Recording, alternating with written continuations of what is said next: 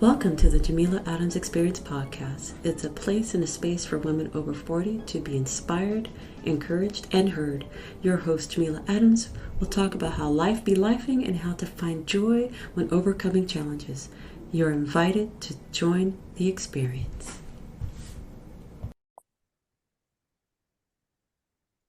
Hello, everyone, and thank you for joining this week's episode. I'm so glad that you're here.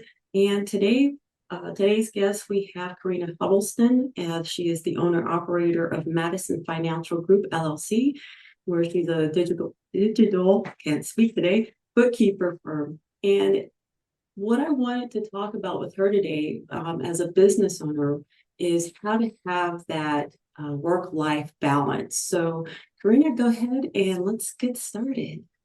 Oh, thank you so much for having me. I'm so excited to meet with you and talk and share because this is a fantastic topic. Like, let's dive into it. Absolutely.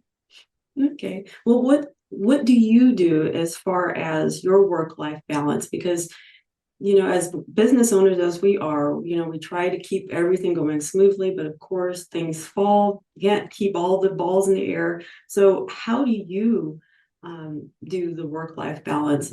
So that way our audience can kind of get an idea of who you are and how you do it. So that way they can learn from it and possibly put those actions into place. I would love to say that I have it all figured out, but just like a lot of people, I'm still a work in progress. And I think where it really started was when I was working in corporate America, working for other people. I wanted to have my evenings and my weekends or my days off to my family and do things that I love. And so it really started there because I had horrible boundaries back then.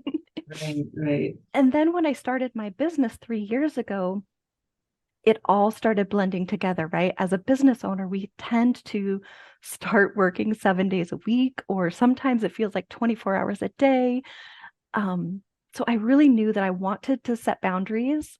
And so over the last 3 years, that's exactly what I've done.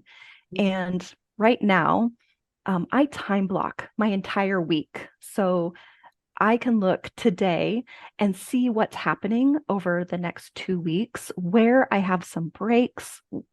I've already factored in doctor's appointments or, the social things, right? Like lunch with a friend or dinner with friends and family and things like that. And time blocking doesn't work for everyone. Sometimes you have to move things around. It's got to be a little fluid, but for me, it works. If I have a plan, then I can adjust and change instead of going into the week being like, I don't know what's happening this week. Right, right. I honestly try to keep my calendars in sync. And does it work all the time? No. However, I give myself grace because I'm in the process of trying to condense all of my calendars into one, and it's not happening. So I'm still working on that. So the whole time blocking, I get it because not only do I keep a digital calendar, which obviously is on my phone or on my computer, but I also keep a day planner or a day planner, whatever, to keep my time blocks so that way I know what to do, how to do it, and how to move accordingly. And then there are days when I just leave stuff blank because I don't want to think about it. Does that happen to you as well? Absolutely, absolutely. I only use one calendar and it's my work calendar. And luckily I can do that. I don't have to have multiple. Like I used to have a work calendar and a personal calendar and the pages where we actually write it down like It's like for me, I sometimes if I miss something, I know I have it on a backup. So yeah, the time blocking, it does work when you put it to play. And it's just one of those things you just have to use. So, what other tools do you use to kind of keep everything balanced? Do you just step back from things at time to time to give yourself that necessary self-care break? So, how do you do that? I do. I actually schedule those as well. Like I will, especially if I see I've been working kind of overly what I like to, right? I like to work Monday through Friday. I stopped working at 5. If for some reason I had early networking that week, last couple of weeks, or some evening networking, I do attend a lot of networking events. Yeah. Um, then I need to schedule a day where I just self-care, right? Whether that's, hey, I'm gonna do a half day and get a massage, or I need to take a full day off just to get my life back in order and then I can tackle things on the next business day. I love doing that. I do have the flexibility to do that, Mhm. which I feel so blessed to be able to. Um, it's just you have to schedule in that time, because if you're just going and going and going, you're going to burn out. And then you're no longer going to be able to take care of your family. Maybe you have kids at home. I want to give my family the best of me, not what's left over at the end of the day. Absolutely. That's one of the biggest goals and challenges I had to face as well, because we're almost an empty nester and we're trying to get him, acclimated to dealing with, the real world, which, who really is prepared? Nobody is. But at the same time, we're trying to get him acclimated because we just want to make sure we give him the right skills and tools he needs to go forward. And it has been, I won't say a challenge, but it has had its moments to where, am I doing this right? Is he doing it? Yeah, it's just one of those things you kind of have to like put things in perspective. So yeah, the self-care part does help with that, because there are times I'm just like, I don't want to deal with this right now. I will put it off for a day. Not saying that I'm procrastinating, but I need to um, rewind and refresh. And that's one of those things I've been really, really getting into now, is taking time for me. So from my self-care is actually going to the gym. So I make it an effort to get up in the morning, get dressed and head out. And that's my time to focus on me and doing things what I need to do, because you can't pour into someone else if your cup is empty. And Absolutely, absolutely. yeah, so that's one of those things that I had to learn, especially now, being a business owner, to kind of have that balance. And once for me, because I work from home, once I leave out of this door, I'm home, and I have to make sure that everything falls into its proper place. So I'm assuming that happens with you as well, correct?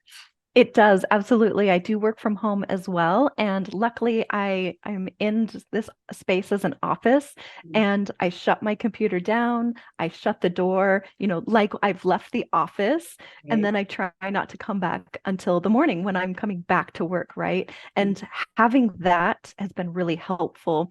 There was a time a couple of years ago when I first started my business. My office was in my front entryway, and it really was hard to shut the computer off at the time. It was really easy. It's like, oh, I'm just gonna step away and go make dinner, or and then come back to work. Like I said, my boundaries used to be between work and personal life very, very commingled. Now I have that very set in my head that it is okay to, give myself that time away from work, because the door is closed behind me. I've left. I can't go back. Just like if going to an office, right? So Exactly. And that's, and I think for us, and then trying to get that idea for women who are trying to enter that entrepreneurial space, it's it's okay to have that boundary. It's okay to set things up to where, okay, you may not have a full office, like I empty nester, almost empty nester. I was able to convert a bedroom. But you may not have that, but you try to make that boundary so that way you don't feel overwhelmed when you're looking at your desk and you're thinking, well, I still have a project. It's still going to be there, but give yourself time to get over the day, and then it'll be right there when you come back in the morning. Do you experience that as well? absolutely, yes. And I'm just on the other side of empty nesting. So a couple years ago, my son, he left the nest and Mm. his adulting, and kind of, I think you and I are in that same situation of kind of that sandwich, right? Like we're starting to spend more time with our parents and help provide things that they need. Yeah. And then our little baby birds have, getting ready to leave the nest, or they just have, and really helping them with that transition as well. we have a lot to do outside of our business. We have a Mhm. lot to do outside of work. And Yes. so give yourself that grace. I try and give myself that grace to say, the workday's over. It's time to go focus on family. Um, and it's a gift to yourself. It's a gift to your family. It's a gift to your future self Yeah. when you're doing that self-care. And I've really got into that. Like, I'm blessing my future self by taking care of myself today. Because when I return to the office, when I return to that project that was half finished the day before or the week before, I'm refreshed and I'm ready to tackle that with my best self. And that's how I want to come across to both my family and my clients, my potential clients. I'm bringing my best self. And that self-care really is the key to it. Yes, exactly. And it's not selfish. Self-care is not selfish. Exactly. It's not selfish. Understand that. It's not selfish. It's something that we need to do for ourselves. And the more we can talk about that and get that out there, the better off I think we as women and even, our male counterparts can understand. It's okay to step away because the project is still going to be there. The work is still going to be there. You may not be. If you are, grinding down, there's going to be nothing left to do. So with that being said, Korina, tell us a little bit more about what you do and how you do it and on your day-to-day, work schedule. Absolutely. So, I'm a bookkeeping firm owner. We are a digital bookkeeping firm, which is a little different than what it used to be. Bookkeeping and taxes, you used to bring your paperwork to your bookkeeper, your CPA, and we don't handle any paperwork. It's 100% digital. And just like we're meeting today, I get to meet with my clients and we talk about what's going on. They have a meeting, we can have our meeting and they can still be in their office. I'm in my office and I absolutely love it. We take the time, we meet, we get things done. My niche for my clients is alternative health and wellness, which is a personal passion project of mine as well. So I really resonate with the clients that work with us, and I love what they do, and I love supporting them as well as anything that I can do to support them and help them in their industry as well. I try to work from 9 to 5. Like I said earlier, networking happens sometimes early in the morning, networking happens in the evening, and really planning out those future weeks really helps me adjust my schedule and um, just gives me the time to, hey, family, I'm going to be gone early, but I'm going to be off a little bit earlier, this week or this day. And that's really helpful. Good, good. So how can we reach you? Yes, absolutely. So our website is madisonfinancialgroup.com. You can always go there. You can reach out to us. You can even schedule a consultation. We offer free 30-minute consultations to anyone looking for bookkeeping services. Our socials are Madison Financial Group LLC, both on Instagram and Facebook, I believe. I might have to get you that one. Mhm. Okay. But our website is really the best way to get us. And if you'd like to have just a consultation, I love giving away free advice. Maybe you just have one question that you've really like, what does a bookkeeper do and how does that relate to taxes? I love having that conversation and just educating people as well. So please reach out.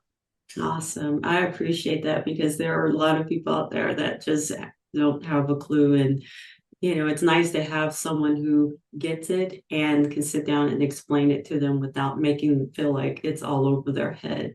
So, with that being said, I would definitely would love to speak with you on another time.